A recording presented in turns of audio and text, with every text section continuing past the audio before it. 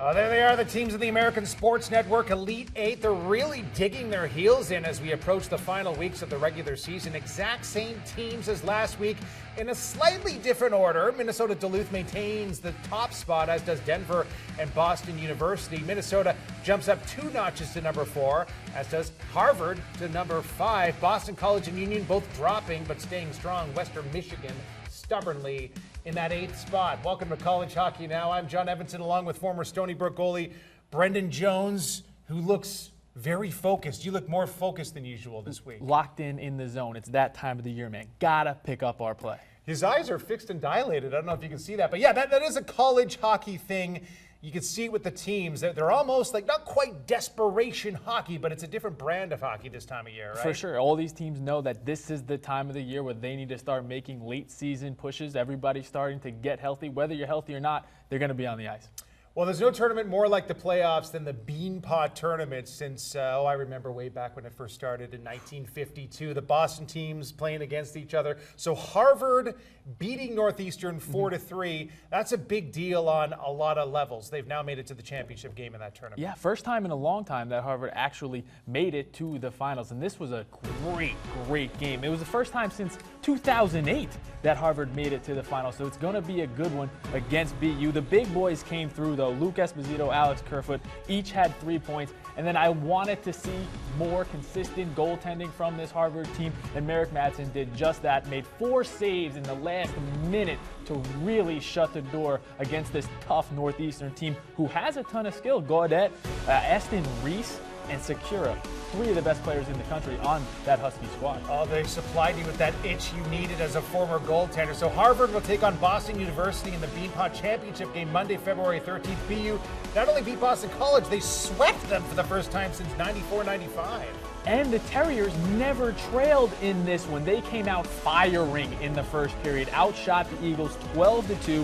JFK stayed hot, scored another goal. Clayton Keller had a nice shorty. It was in the second period, but it really took the wind out of the Eagles' sails. He buried it on one of his old buddies, Joel Wall. They've known each other since they were 10 years old, so I feel as though Clayton Keller had the advantage there, knew where to go on Wall. Cool. Can't wait to see that final. Now, we started the show by talking about teams being more focused this time of the year. Clarkson, the perfect example of that. They come in to the weekend with a below 500 record, and then they take down St. Lawrence. First place St. Lawrence, 3-1. They looked amazing. Yeah, a banged up St. Lawrence, but this Clarkson team just fed off the energy of the crowd. Over 36,000 people up there in Potsdam. This is honestly one of the best rivalries in college hockey, hands down. The atmosphere was electric. It was a sellout. There's bad blood between these two programs, a ton of animosity. And like you mentioned, Clarkson ended that 4-game losing skid. This was a very physical game. Not a lot of room out there on the ice. Super impressed with Clarkson's blue line play, whether it be in the offensive zone or in the defensive zone. They did not allow easy zone entries. Jake Kiley played unreal in net as well. And I mentioned earlier that Slew is a little banged up. No Mikey Marnell, so they're struggling to score some goals right now. So Clarkson's season is certainly relevant again, right? Well, for sure, and I think that they will easily make a push in that ECAC playoff tournament. All right, I had a good time with you on Friday. We watched the Cornell game together. They took down Union in a tough road win for Cornell, but then they went on another huge road win at RPI, and then Tuesday night, 4-0 over Colgate. So what's going on with Cornell? They are absolutely on fire on the road and at home. Rolling right now. Cornell is absolutely rolling. They're playing unbelievable. They have some serious skill. They're a very balanced team. People don't realize that. People always say, you know, Cornell, a big structured team, coached really well. They're actually very skilled, and to boot, they're big. So you mix physical play with skill, that's a recipe for success, and they're certainly showing that here in this late second half of the season. A kid that I want to highlight, Jake Widener, 5 points in his last 3 games, doing a ton of good things for this Big Red squad. And then you have to talk about Mitch Gillum, 10th shutout of the season earlier this week. That actually is the most in program history. All right, let's move on to the Minnesota Golden Gophers. They are 6th on our poll, not only because they swept Penn State, but my goodness, Penn State, one of the best offenses in the nation. They limited them to 1 goal in that 3-1 victory. And of course, it was all the defense, right? It didn't have anything to do with the goalie. Well, You never know. I'm just testing you. I'm just testing you. Yeah, Shearhorn played great. He didn't punch me. That was a good sign. He did not yeah, punch I me was like, in the you know what, I'm face. just going to let it slide. I'll let it slide. No, Shearhorn did play great. He made a ton of saves in that win. But this Golden Gophers team is really coming into their own come the second half of the season. They're playing much better. And we thought that Tommy Novak injury was going to hurt them. It's not really playing a factor in their offense. They have a strong first line. Tyler Sheehy, Rem Pitlick, and Justin Foose are arguably one of the best lines in college hockey. And then you have some secondary scoring as well with Jake Bischoff, Vinny Lettieri. Leon Bristed had a hat trick on Saturday. That's all they needed to get the win over the Nittany Lions. So they're really stressing that net front presence, and it's working for them. They're scoring goals in the dirty areas of the ice. Well, we watched the Providence Friars take down Maine in a thriller on Friday. Saturday night, it was senior defenseman Anthony Florentino's time to shine. He had a hat trick. Yep. How massive was this sweep over Maine, especially this time of year? Huge. Huge. The Friars are huge, absolutely rolling right now. They're another team that's extremely hot. They were the better team on Friday. They squeaked out that win that we saw Jake Wallman buried in the last 2 minutes of the game. What an entertaining game. Exactly, and they are a very hard-nosed team. They came out Saturday and proved themselves. They didn't let Maine really get going at all. Their young freshmen are starting to come into their own. You got the Hayden Hockey in between the pipes. He's playing great. Brandon Duhaime starting to play better. Casper Bjorkquist, two of those draft picks that are starting to really acclimate to college hockey. And then Bryson's been playing well all season long. So this is a team that's hard-nosed. They're finally starting to find their identity, which they definitely struggled through early on in the year. Okay, I have a definite sign here that where we are in this college hockey season, Bemidji's first round playoff series tickets went on sale this week. They swept Michigan Tech over the weekend. They clinched home ice advantage throughout the playoffs. The team has worked really hard for this. It's paid off early, but it's not time to relax right now, is it? Oh, certainly not. And Coach Territory will not let them slow down. They came out of the gate this season flying. They widened that gap in the WCHA like we've never seen before, and they really haven't slowed down, to be honest with you. Coach Territory stresses good face-off play. And what do you mean by that? You just want to possess the puck. That's what they are. They're a possession team. But they did just that over the weekend. They were great in the face-off dot. They obviously get good goaltending night in and night out from Michael Bitzer, one of the best in college hockey. They're very hard on the forecheck as well. Extremely tough to play against. I can get you a little lozenge, I think is how you pronounce it, in the break if you want, okay? Take a rest for a second. I'll intro a package here. Hobey Baker is considered the very first American hockey star in history. There's only weird, grainy-looking pictures available of him. Hobey played for the Princeton hockey team, and I tell you all this to give you an idea of how impressive what their current goalie, Colton Phinney, has pulled off by breaking the school's all-time saves record.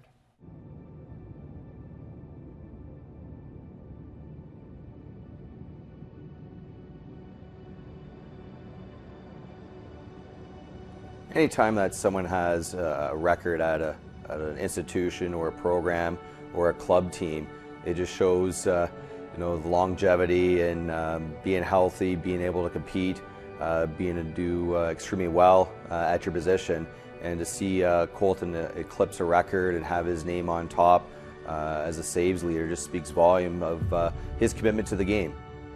Personally, he kind of reminds me a little bit of me. He's not your typical, standard butterfly goaltender. He has his own style, and he does what he needs to do. He adapts to stop the puck.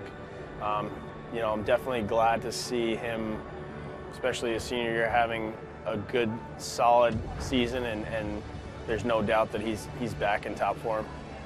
I'll think about it more down the road. Right now, I'm kind of still focused on the year and haven't put too much emphasis on it, but it's obviously pretty cool be part of record books, and I think it's when I'm older I'll look back upon it and be able to tell my family members or tell people that I was part of a record in an Ivy League school and a pretty prestigious program like Princeton hockey that's had a long history, so it'll definitely be something pretty big down the road, but right now not too big. He's been a guy over my 2.5 years here that's been a main factor for our success and been a main factor for us to be in games throughout the second and third period. As a goaltender, while it's happening, you try not to, look at the bigger picture, and you just want to win the next game and you want to stop the next puck, and you just don't want to, get outside of yourself too much. And for Colton, I mean, we've talked a few times this year and obviously a lot over the summer, and I don't think he realizes what he's doing right now. It's very special, and you know, I think after a few years he'll get to appreciate it a little bit more. But right now, I think he's just worried about, you know, stopping the next puck and giving Princeton a chance at the next round, and you know, furthering his career as much as he can. You know, he'd be the first one to turn that record back in and erase his name from the top of the list to win a championship here. He's a very win-orientated goaltender and just wants to see the team succeed. And I was very fortunate to be on the bench to see him achieve the record. And we trust there'll be many more saves to add on to that current number. At Hobie, it's nice because you can't see the shots. I guess they announce them between periods, so I kind of like that. And when we play at rinks that have them up at the board, I try not to look at it. Like, you know, like if you're stat watching and stuff, it's just going to take you off your game. So I try to just make one save at a time and just focus on that. And then the other game, I guess, I usually don't check the stats, but you always hear about it and it goes from there. Trust is a big thing, you know, to have in a goaltender. When you have trust that the goalie's going to make the first save and clear rebounds out from the front of the net, allows you to be more offensive minded. And our goal production has come up this year because of that trust with Colton. He's clearing the pucks away from the front of the net, and rebound control has been great since December 9th. And it allows the players to be more at ease and be more aggressive in the defensive zone rather to sit back and trying to stop and do the job of a goaltender. So to have someone with you know, his skill set and goal helps out the offensive part of the game as well. Wow, Brendan Jones here with me was a great goalie as well, but he's also the master of breakdowns. B will break down Union's impressive first line coming up. Plus, find out why Hayden Shaw's dad followed his son's lead to North Dakota. Now he watches his every move. We'll have that story coming up.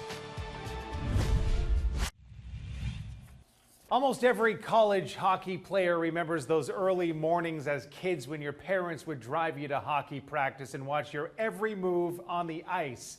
Hayden Shaw did not expect that same vibe at North Dakota, but his dad joining him there was definitely a wake-up call. Nearly 3 years ago, defenseman Hayden Shaw made the decision to play hockey for the University of North Dakota. A year and a half later, as Hayden wrapped up his final season of junior hockey, his father and then head coach Matt approached him with a question. What if I join you at UND in the fall? My family actually kept it from me for a couple weeks when he found out. He told me when we were on vacation, and you know, I was really thrilled. I was kind of, especially coming from Dubuque, when he coached me for a couple months, I knew it would be a great fit. Matt Shaw had been offered the assistant coaching position under new head coach Brad Barry, meaning father and son would be heading to Grand Forks together. You know, it was something that Brad and I talked about for a period of time. My family, my wife and I had talked about it, and we like to think we were very thoughtful each step of the way to make sure we were making the right decision for all parties. Hayden was in and out of the lineup his freshman year, often splitting a weekend series with classmate Christian Willanen. However, Hayden was on the ice for 7 of the last 8 games en route to UND's 8th national championship. You know, it's pretty indescribable. I still can't really believe it happened. You know, I think even talking to some of the guys, we still like we won a natty. It's pretty hard to believe. So it was a neat way to start my opportunity with the University of North Dakota, and certainly as a freshman, whenever you win that first time, you think it's easy to win. So you got to keep reminding them that it's a tough thing to do, but it was really exciting for the program and for our family. Being a coach's son can come with some benefits, but also some drawbacks. Hayden says his dad does a good job of separating the father-son and coach-player relationship, but Matt isn't so sure. People are going to scrutinize that there might be some favoritism. Sometimes I scrutinize myself that maybe I'm not holding him to a standard, I'm holding others. Maybe I'm holding him to a higher standard, which isn't fair either. So I try to weigh that all the time. Despite missing more than a month with an upper body injury in December, Hayden already has as many points as he did in his freshman campaign. And with the Fighting Hawks having just 1 loss in their last 6 games, both Shaws are hoping they'll be celebrating together at the end of the year once again. I remember when your dad and mom used to take you to hockey practice those early mornings, B. Mom more than dad. She was a real trooper. Hey, well, she could be your coach next, maybe. Probably not. One of the more fun teams to watch when we watch these games together, Union, that first line of theirs is so potent. They lead college hockey in most points for a line. Yep. And they would give you nightmares back in your Stony Brook days. Oh, yeah. But you have analyzed these guys to the core. So show us how the heck they've been so successful. I spoke to Mike Vecchione earlier in the year, said, what's your role on the line? What's Foo's role? What's Vidmar's role? And he really did lay it out for me. He actually gave me a whole scenario, so I want to show you guys just why they are the most productive line in college hockey. First, you got arguably the best player in all of college hockey, Mike Vecchione. Watch the speed. He just goes. He starts in his own defensive zone. Look at these first 3 steps. Picks that upper right-hand corner. He saw that. What's the goalie to do? Mitch Gillum's glove was down. He picks that upper right-hand corner. Watch as they both hit the blue line. Vecchione just puts his head down, and those next 2-3 strides are so powerful. His speed is hands down his strongest asset. And then that shot, super accurate, super quick. Once again, let's show him on the power play. He gets, obviously, power play time. He gets penalty kill time. That first goal was a shorty. But look at this on the power play, that one-timer. Watch how much power he generates with his legs. Right there. He gets low, bends those knees, rips that one over Mitch Gillum's shoulder. We'll take another look at it in real time. He just fires that one. The old people would say a howitzer past Mitch Gillum. And then this is the forecheck. This is what he drew up for me when I spoke to him. The puck gets dumped in. He's at the bottom of the screen right there. There's Spencer Fu at the top of the screen. First man in on the puck, the speed, Mike Vecchione. He knows where Spencer Fu is going to go.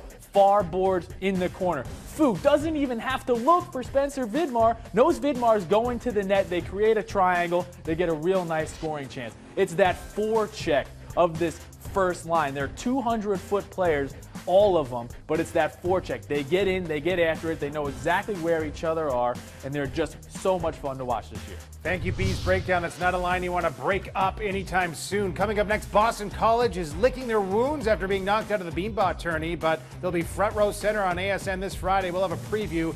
And my favorite, our top 8 plays, coming up soon. If you've made a restaurant reservation with your significant other this Friday night, cancel it immediately. Our doubleheader should keep you occupied. Just order in. Merrimack will head to Boston College starting at 6 o'clock. Then 8:30, American International will take to the skies to take on Air Force. The not-so-friendly skies in this case, because Air Force will be tough. Let's start by breaking down the early game. These will be the buzz names, Hampus and Austin. Hampus is a Swedish kid. You know there's a saying in hockey, some players are all Swedish, no Finnish.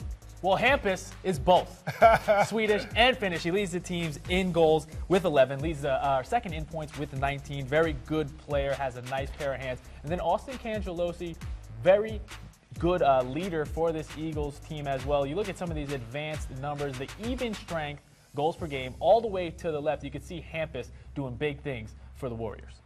He's got it. Don't look now. Air Force has the second most wins in the nation. They have 18 wins. Union has 19. So American International, it's not going to have a very fun time unless they do have a fun time and they pull off some type of crazy upset. Blake and Kyle, they'll be going head to head. For sure. Blake Christensen of AIC, very good player. Is he the guy who was in that Star Wars movie? He was not. No? He's actually from Coral Springs, Florida, though. All right. About 45. I'll take that. Yeah, 45 minutes from the studio here. Leads the team with 20 points. You can see even strength, goals per game. Once again, comparing these two. Kyle Hack, 0.86 even strength goals per game. He knows how to bury the biscuit. We had Air Force on our air earlier this year. He knows how to shoot the puck. Very smart player out there, as well as most of these Air Force players. That should be a good matchup, and this should be a good top 8. The most wonderful time of the week is here. ASN's top 8 plays. Maybe Tom will join us too. Coming up. Let's count them down, B. The top 8 plays. Alaska Anchorage's Matt Anholt with the perfect feed for Mason Mitchell. Just passing by for the goal, man. Love the way that he fended off the defenseman to the net, with empty net. Nothing you can do, back door. That was great, yeah. Right place, right time. Number 7, Jake Wallman from Providence. Power play, game winner over Maine. Gives a little shot fake here. Love it. Gets the forward to go down right here. Oh, then the poise rips it over McGovern's glove. Unions, number 6, Unions, Mike Vecchione, one-timer to Twine, simple as that. This was in the Bees breakdown, and I just felt like everybody needed to see it again because this is an absolute cannon on the 5-on-3. This is why he is a Hobie Baker candidate, knows how to do everything. Number 5, the pass, the speed, the poise, and he ends with the soft hands. Beautiful. Clayton Keller shorthanded. That was very poetic of you. Kind of like his move, very poetic. Very was smooth. Poetry in motion. Number 4, watch this. You're watching, right? David Hallisey from behind the back, set up for Ryan Huffner. That was beautiful. I'm a little confused how the Yale defenseman didn't block this pass, but maybe because he wasn't looking. It looked like it went right through his legs, right through the wickets. Can't let that happen. Nice goal nonetheless. It was awesome. It's good for number 4. Number 3, Cornell's Anthony Angelo, the one who gets away from the Union D. He scores to add insult to injury. Look, fends off 2 Union back checkers and says, you know what, guys, I'm just going to bury this one. Get it off me, please. They should have just hooked him to the ice. We've seen behind-the-back passes. How about a spinorama on the move? Michael Leary to Bo Brower. You can call him the finisher. O'Leary just one-ups everybody. The spin-o-rama behind the back pass and then bar down on the finish. Northern Michigan goalie Ati Tolavin with the sliding glove save. Brendan is beaming with pride. Let's take another look at this one. A goalie gets number 1. Rightfully so. Rightfully so. This isn't fixed at all, is it, former Stony Brook goalie Brendan? No. Goaltending, easiest position in all sports. Head to our website, check out him, check out me, live on ASN.com. We'll see you next week.